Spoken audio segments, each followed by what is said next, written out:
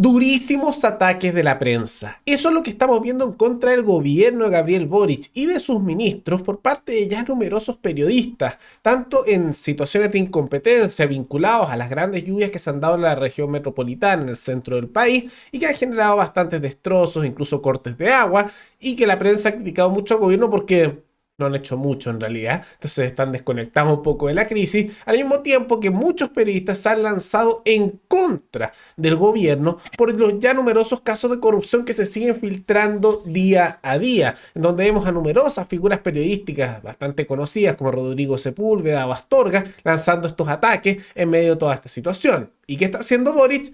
Bueno, está en camino a la Antártica, canceló su viaje y ahora está de vuelta, pero no está haciendo mucho más que viajar. Todo eso lo vemos a continuación.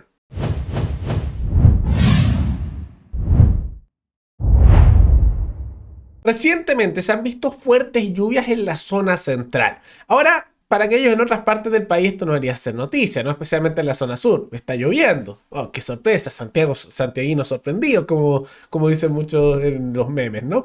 Pero dentro de todo eso, hay que tomar en cuenta que usualmente en la zona central cuando llueve es un desastre y nunca se maneja bien, ¿no? Uno llega a preguntarse por qué, pero así es la cosa. Y dentro de eso se ha visto una serie de destrucción asociada a las lluvias, cortes de agua, se cayó incluso un puente, entonces hay una serie de problemas que se están dando y más allá de toda esa situación, cortes de tránsito, se ha visto un gobierno que, aunque normalmente hacen actos y no son muy efectivos, al menos hacen algo. Y lo que estamos viendo ahora, y críticas muy fuertes del mundo periodístico, especialmente de Rodrigo Sepúlveda, es que el gobierno de Gabriel Boric no está haciendo nada. Son las 10 de la mañana, y hasta el momento nosotros no hemos puesto al aire nada del gobierno. O sea, acá el gobierno no ha aparecido, no ha hablado. Y a mí me parece que es absolutamente necesaria la palabra del gobierno ahora por lo que está pasando.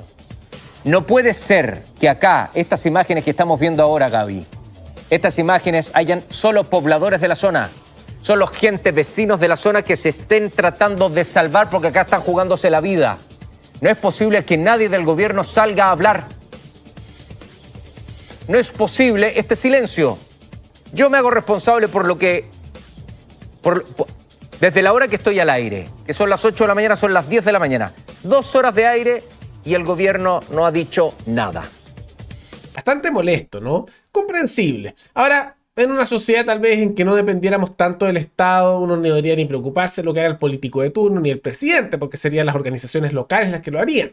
Pero se nos ha educado a lo largo de generaciones para depender del Estado. Simultáneamente se tiene tanto poder por parte del presidente y del Estado y los políticos para hacer las cosas, y nos tratan como niños, que claro, hay una expectativa un poco de dependencia con respecto a esa figura estatal, ¿no? Más encima no hay muchas facultades para que la población pueda hacer las cosas por su cuenta, entonces no dejan muchas otras opciones. Entonces se entiende de cierta manera esa indignación con el gobierno y que se da como un caso más que empeora la imagen gubernamental en medio de una serie de casos de corrupción que ya hemos visto que se han extendido por día. Ahora, hay que tomar en cuenta que Boric ni siquiera está en Santiago propiamente tal para ver estos hechos, tampoco está respondiendo mucho a los casos de corrupción. Él estaba de viaje, estaba camino a la Antártica. Ahora canceló su viaje, pero se había ido con varios ministros y también los jefes de las Fuerzas Armadas, en particular 5 ministros y 4 jefes de las Fuerzas Armadas que se habían ido prácticamente de viaje, casi parecía unas vacaciones, ¿no? Y como se veía muy mal el no estar respondiendo a los casos de corrupción, irse de viaje millonario a la Antártica en este periodo además, cuando están numerosos casos de corrupción, problemas locales y casi que sonaba como una escapada, además de irse con varios ministros y jefes de la Fuerza Armada, lo que, insisto, parecía una vacación, se veía pésimo y dio un paso atrás. Y además, cuando ocurrió esto de las lluvias que generó más problemas, dijo, bueno, se cancela esto y volvemos. Todavía no llega, está todavía viajando de vuelta, pero de todas maneras por eso se ve que no está activo de ninguna manera y varios ministros no están. Y eso se da en un contexto no solo de críticas por la situación, podríamos decir, de la lluvia que puede afectar la zona central y que se critica por los periodistas, sino también entre los numerosos casos de corrupción que se han dado, porque las críticas de la prensa no son solo por estos otros hechos, sino que también figuras como Astorga, también periodista, se han lanzado en contra del gobierno por estos casos de corrupción. No fue el gobierno el que reaccionó anticipadamente, sino que lo hizo como respuesta al escándalo cuando este ya había escalado hasta la opinión pública.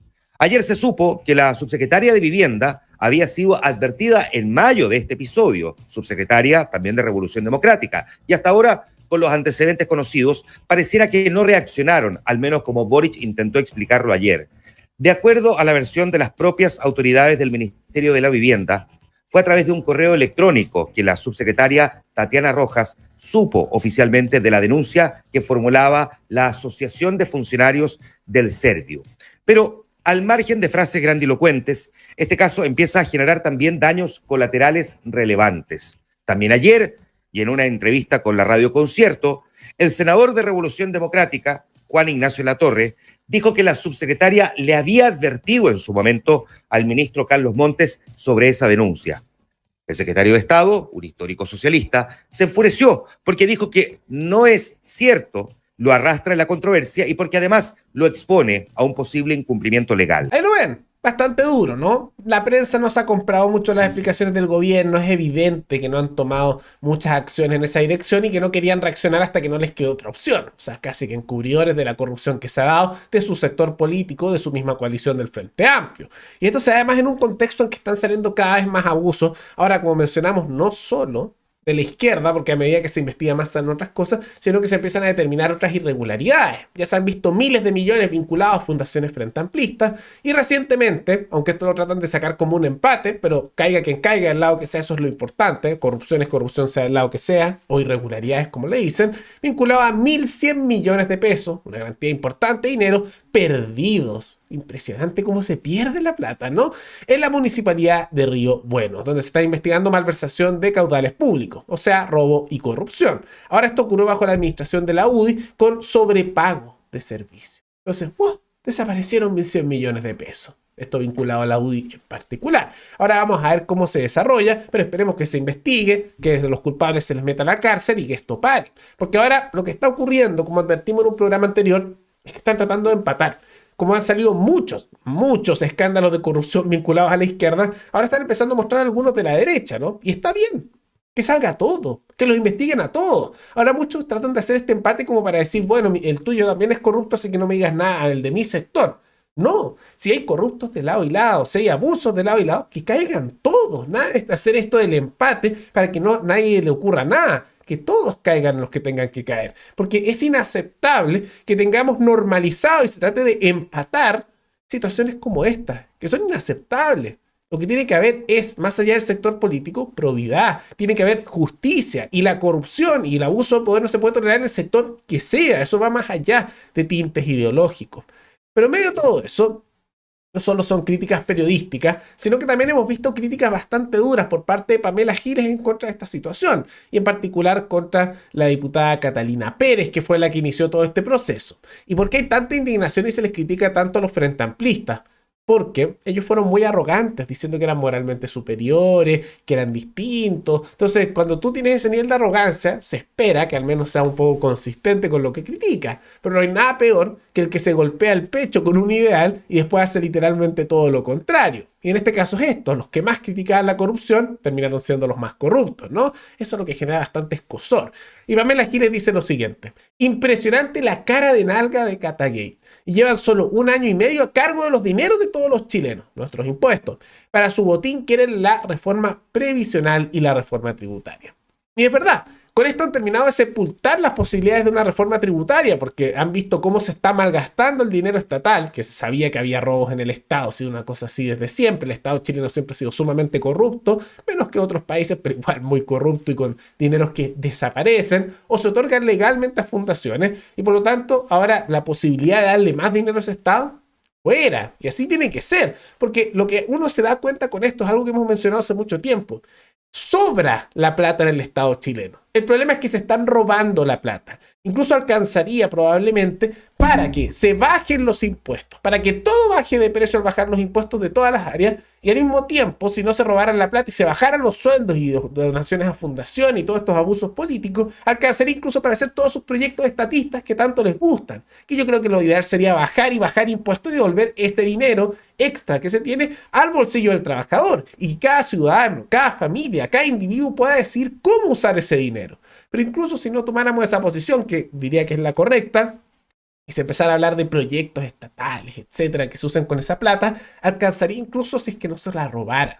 Entonces se da esa situación y vemos que son críticas tanto de la derecha, del centro y dentro de la misma izquierda, que hemos visto socialistas contra el gobierno, Pamela Giles, que también es de izquierda, en contra del gobierno y criticando en lo que es una de las crisis políticas más grandes del último tiempo. Ahora, lo único bueno de todo esto, aunque probablemente nadie vaya a la cárcel, porque aquí nadie va a la cárcel en este país, es que esto ha generado tal escándalo que termina de sepultar mucho los proyectos frente amplistas. Y eso ya de por sí es una buena noticia porque eran propuestas nefastas.